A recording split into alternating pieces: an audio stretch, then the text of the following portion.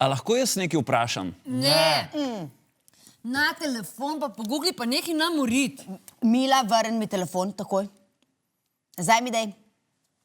Petrček v redu je, kar vpraši. Kdaj bom začel smrdeti? Kaj?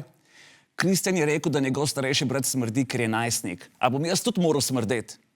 A bom jaz tudi morala smrdeti? In kaj je to najstnik? Če si čez 10 let star, si najstnik. Pri najstnikih je švic malo močnejšega vonja, po moje to mislim. Zakaj pa? Zaradi hormonov. Kaj pa je to? Hormon je snov v našem telesu, ki upravlja z našimi organi, čustvi in švicom v tem primeru. Se pravi, so hormoni taki šefi našega telesa. Mami, ti si potem hormon naše družine. Ne, srček, oba z očem sva šefa.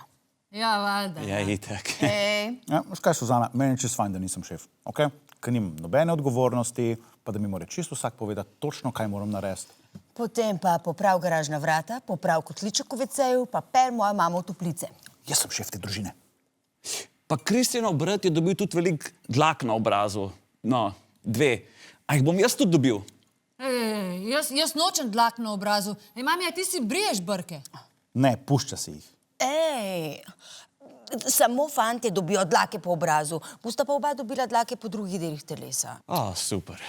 Ko mi čakam, res? Zdaj mi pa sam še reče, da bom dobila mozolje, tako kot od Angelike sestre. Dobila boš mozole. A tudi zaradi teh butastih hormonov. Ja. Ej, pa to odraščanje je res kot je ena filmska grozljivka, sam da se ti to res dogaja. Ja, se nama se tudi dogaja tole vajno odraščanje. Je prav?